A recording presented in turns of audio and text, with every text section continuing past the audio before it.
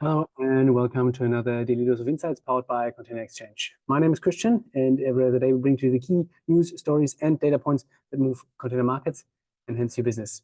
Today is Monday, so we have Macro Monday at Container xChange, where we typically look at one of the what the week ahead brings in terms of macroeconomic metrics, indicators, data points.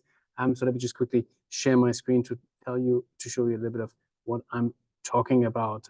We start off, of course, with the hot topic around the globe in container shipping, and that's the developing situation in the Red Sea. Short answer: situation persists. The reports show that that warships are able to prevent some strikes. So we have reports of naval ships shooting down or preventing drone strikes or cruise missile strikes. So that is good news. We see that the current impact on container rates, especially China to Northern Europe and also China or Asia to the Med, are excessive, way too high, and we believe they will taper off in the near term. Just for comparison, the fuel cost impact on per TEU of going around the Cape of Good Hope is roughly 50 to 70 US dollars per TEU.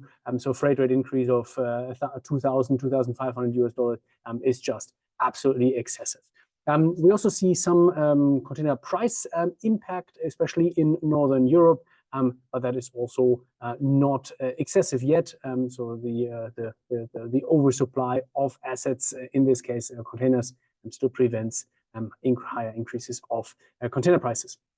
Then getting to macroeconomic indicators, we have Monday, so today, the Euro area economic sentiment being released, expected to be at 94.1, which is up from 93.8, but still below the 100 mark, which signals sort of the difference between expansion and contraction on a sentiment perspective. Retail sales also, new figures being released today.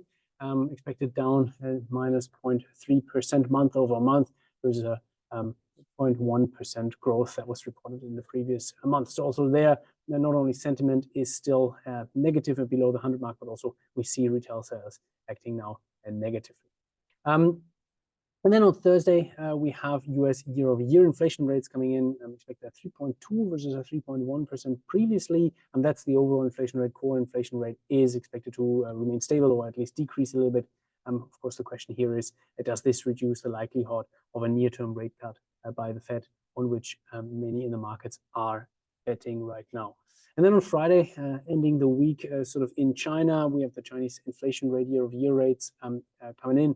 Expected at -0.7% versus a -0.5% previously. So China further going into deflationary territory, not a good starting point for this year.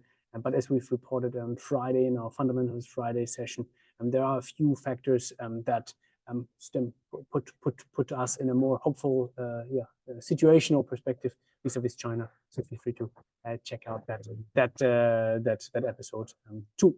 Cool. That's it from me, from us for today. Have a fantastic start into your week, and see you on Wednesday. Take care.